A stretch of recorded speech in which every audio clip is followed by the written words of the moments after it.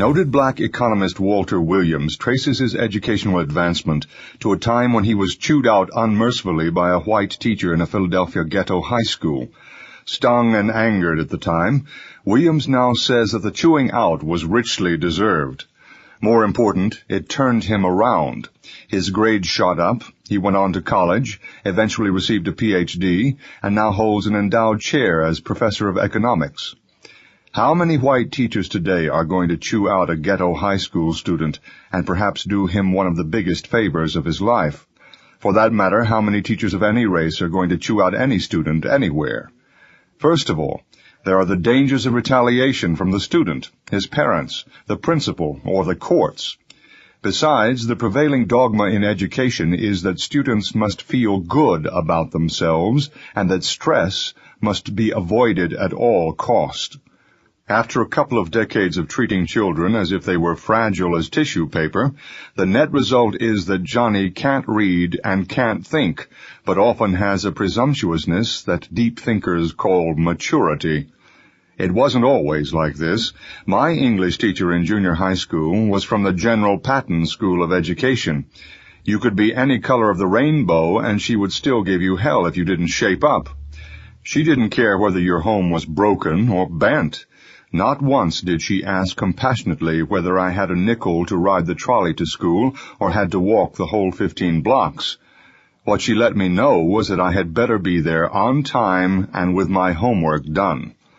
A California psychiatrist who went to that same school in New York tells me that his secretaries over the years have commented on the fact that he seldom misspells a word. My secretaries have made the same comment. If they knew Miss Simon, there would be no great mystery as to why. These teachers were not cruel. What would have been cruel would have been to jolly us along and send us out into the world unprepared. The teacher who chewed out Walter Williams was a dedicated man who came to school early so that he could tutor some ghetto youngsters who were trying to prepare themselves for college. Although I never saw Miss Simon's softer side, and never suspected she had one, my psychiatrist friend tells me that she and another teacher used their own money to take him to see a Broadway play so that he could get a glimpse of a wider world than he saw on the streets of Harlem. Like many ghetto youngsters, I never finished high school. A lot of rough years followed, but when I finally got myself together to try to go to college, I was able to score higher on the English portion of the entrance exam than the average Harvard student. Miss Simon had done her job. Who knows where I would be if she hadn't? Dedicated people have not vanished from the human race, but we have made it hard for them to function or to survive in the public schools.